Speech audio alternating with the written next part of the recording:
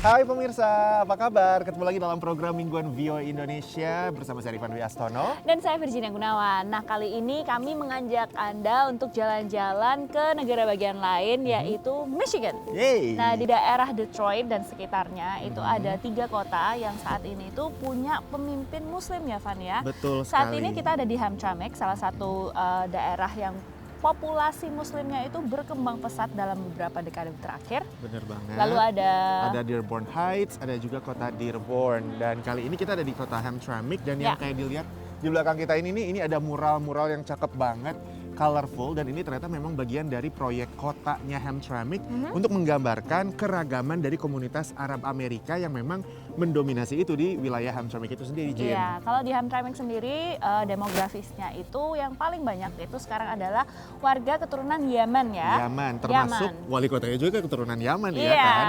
Setelah selama ini banyak didominasi oleh warga keturunan Polandia. Ya, nah seiring dengan perubahan demografi seperti itu juga di tempat-tempat lain ini membuat pemimpin yang terpilih pun juga beralih ya, Van ya. Bener. Nah, konstituennya berubah. Apa sih kira-kira visi yang mereka bawa sebagai pemimpin Muslim pertama di wilayah pemimpinan mereka? Kita tonton liputan berikut ini. Di tengah salju pagi itu, Wali Kota Bill Bussey menyambut VOA ke kantornya di Balai Kota Dearborn Heights, negara bagian Michigan. Ia sudah menghuni kantor itu selama 2 tahun terakhir. Kota kecil di pinggiran Detroit itu senyap dari pemberitaan di kancah nasional. Akan tetapi, Bill, imigran asal Lebanon, ingin membawa perubahan ke kotanya. I was not interested in getting into politics. Actually, politics dragged me into it. So this is not something I wanted to do, but I wanted to make a change, and that's what I always said. If you want to change, you have to become part of it, to make the change. You can't be on the outside. Bill dan keluarganya melarikan diri dari peperangan di negara asalnya tahun 1977 ketika ia berusia 12 tahun. Di Amerika, ia berjuang menempuh pendidikan akibat kendala bahasa dan kemampuan baca tulisnya yang minim. Namun semua itu berhasil dilalui hingga ia menjadi seorang marinir, juga ahli aeronautika, dan sempat bekerja untuk perusahaan Boeing dan Ford. Bill lantas memulai kiprahnya di kota Dearborn Heights pada tahun 2017 dengan menjadi anggota Dewan Kota sebelum terpilih sebagai wali kota pada tahun 2021. Kisah serupa dialami Amer Galib, wali kota Hamtramck yang berjarak sekitar 15 menit dari Dearborn Heights. Amer, imigran asal Yaman, pindah sendiri ke Amerika Serikat ketika berusia 17 tahun. Ia memenuhi kebutuhannya sehari-hari dengan bekerja di pabrik otomotif sambil menamatkan bangku SMA. Ia lantas melanjutkan pendidikannya ke sekolah kedokteran, sembari menekuni hobinya dalam dunia politik. And so when I finished my school, came back to work and serve the community, I was still involved in politics, whether it's local or international. And I was able to build good relationship with the people. And when the time was convenient, I decided to run for the public office, to the mayor, straight to the mayor. Pada tahun 2021, Bill, Amer, dan Abdullah Hamud, wali kota Dearborn, mencetak sejarah sebagai wali kota Muslim berketurunan Arab pertama di kotanya masing-masing. You know, it's so new that the Muslim communities had political leadership like it does now, like where people have had success running for office. You see people from the Yemeni community in particular saying, hey, we've been a part of this city for a long time. We also deserve a seat at the table. And the Yemeni community in particular is lobbying and advocating to have city elections run by district instead of all citywide elections specifically, so people from their part of town, from their neighborhood also have a chance of being elected. Bagi Amer, pencapaian bersejarah itu harus dijalankan tanpa celah. Pasalnya masih banyak pihak yang berpandangan negatif terhadap Muslim. Muslims are not friendly people, are not peaceful. And it was some people, like I said, were afraid, uncertain about our leadership. They were worried what's going to happen in the city. And so we proved to them that we are just like anybody else. And our concern is to serve the whole community, the whole city. It is a bigger responsibility than if you are a non-Muslim leader of a community. Because you want to show that you are in the spotlight of the media, and every small thing will go viral. So we have to be super careful. And we have to work hard to prove ourselves that we can make a positive change within our communities. Salah satu perubahan itu ia wujudkan pada awal tahun 2023. Kota Hamtramck mengizinkan penyembelihan hewan di rumah pribadi untuk alasan keagamaan, sesuai jaminan kebebasan beragama amandemen pertama Konstitusi Amerika. Lain Amer, lain pula Bill. Bill mengaku tidak pernah menganggap identitasnya sebagai Muslim keturunan Arab sebagai beban ataupun keuntungan. It wasn't anything to do with that. It was something that is ingrained in myself. You know, my family's always, you have to do good deeds. You know, you have to help, you know, the people. So we've done, you know, growing up, you know, my family's always done initiatives for the community. It didn't matter who, you know, it's not like one culture or like Arab Americans or anything. It was just mostly trying to serve the people. Tapi memang tak dapat dipungkiri, keterwakilan di level kepemimpinan menimbulkan rasa kepemilikan yang lebih besar akan suatu wilayah di kalangan masyarakat yang terpinggirkan selama ini. It's been amazing, you know, to have representation in city government that reflects the majority population. Really makes the community feel that, you know, they're being recognized. Dari Dearborn Heights dan Hamtramck, Michigan, Rifan Dwi Astono, Virginia Gunawan, Alam Burhanan, VOA. Nah itu tapi memang itulah politik Amerika Serikat, memberikan kesempatan untuk semua orang dan juga tentunya buat imigran-imigran yang datang ke Amerika Serikat. Betul. Nah pemirsa, kami masih punya beberapa cerita lagi soal Muslim di Amerika, tepatnya di Michigan, di Detroit area ini ya. Jangan kemana-mana pemirsa, tetaplah di Dunia Kita.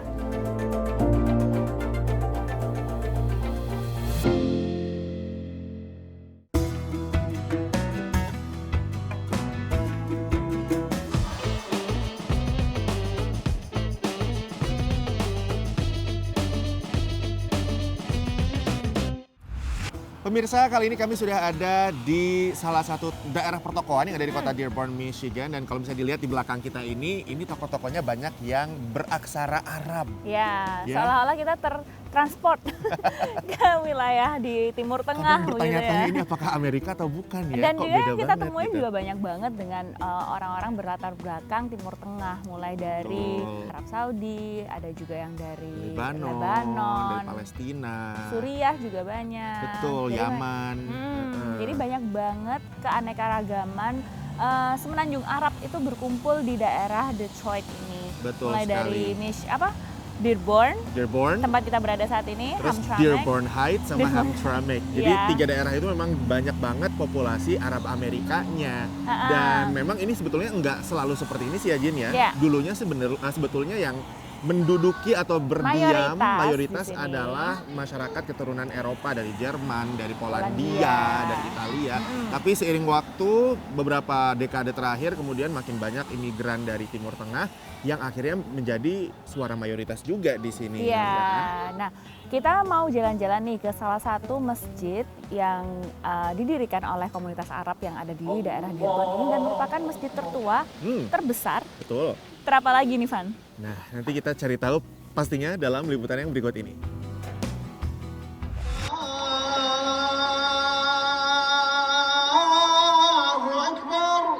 Siang ini lantunan azan berkumandang dari Masjid Dearborn American Muslim Society.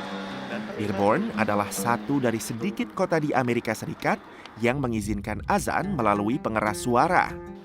Masjid Dearborn sendiri sudah melakukannya sejak tahun 1980-an. Ini merupakan masjid tertua di negara bagian Michigan dan salah satu yang tertua di seantero Amerika Utara.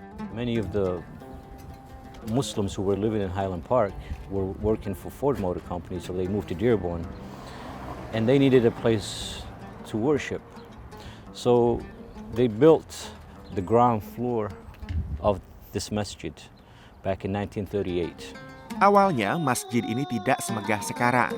Seiring bertambahnya warga muslim di Dearborn, Dewan Masjid menambah sedikit demi sedikit bangunan masjid. Setelah 4 kali perluasan, kini Masjid Dearborn dapat menampung hingga 2.500 orang sekaligus. Jemaahnya beragam, dari warga kulit hitam hingga keturunan Pakistan. Sebagian besar adalah keluarga imigran dari Jazirah Arab, seperti Yaman, Lebanon, Suriah, Irak, dan Palestina. The community around the masjid They always look at the masjid in the center of their life, and they connect their life to the masjid on a daily basis, either for themselves, for their families, for their kids, and when they need help, they will come to the masjid. Itu sebabnya Dewan Masjid memusatkan perhatian pada generasi penerus. Berbagai kegiatan diadakan untuk mereka dengan tujuan agar mereka teguh dan bangga akan identitas sebagai Muslim.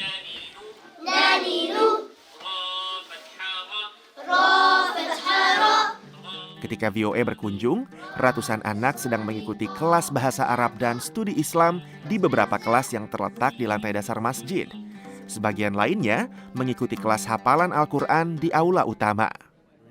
Right now they're memorizing the Quran. Yep, this is for Quran memorization. We have a lot of kids who memorize the Quran by heart. Alhamdulillah. The month of Ramadan, they do a Quran competition. Some of them will give Umrah, a trip to Mecca. Some of them, get prizes. Just to make them memorize more. Dearborn berkembang menjadi kota dengan komunitas Muslim yang semakin hidup. Bahkan 2 tahun yang lalu, kota itu memilih seorang Muslim sebagai wali kotanya. Meski demikian, upaya untuk melestarikan keyakinan di kalangan generasi muda Muslim Amerika merupakan sebuah tantangan tersendiri. Now, if you look at it back like 30 years, most of them were immigrants, and they still have that kind of background and culture from back home. Now here, it's an open society. It's free. Everything is free. Everything is open for you. So now the new generation, it needs more and more attention to them.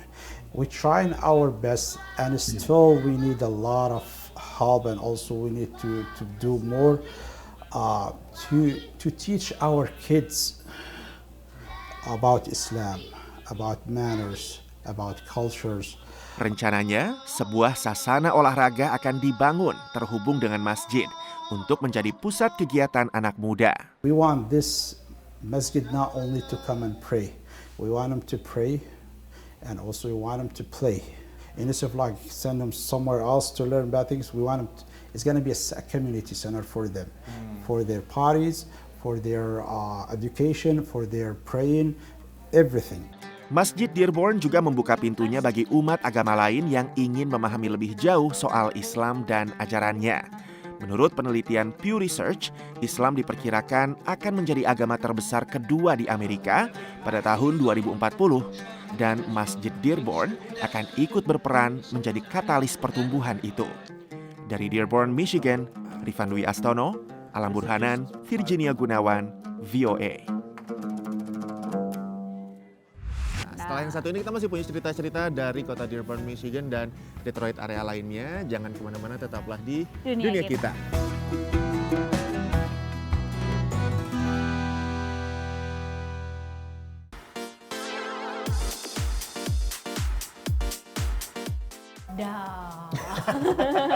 Nah, pemirsa, kali ini kita sudah di dalam Museum Arab American National Museum. Ini masih di kota Dearborn di negara bagian Michigan. Betul. Dan di daerah ini memang populasi Arabnya itu sangat banyak ya, Van ya? Betul, ini salah satu yang terbesar di Amerika Serikat, bahkan konsentrasi populasi Arab Amerikanya ini. Dan itu sebabnya salah satu alasan kenapa didirikan Museum Nasional ini di kota Dearborn, karena katanya memang ya pas aja gitu di sini karena memang banyak populasinya. Dan tempat ini sendiri sebetulnya belum terlalu lama kalau dibandingkan dengan National Museum lainnya. Ini baru didirikan di tahun 2000-an. Dan kita pengen tahu lebih lanjut soal museum ini. Kita tonton dulu liputannya berikut ini.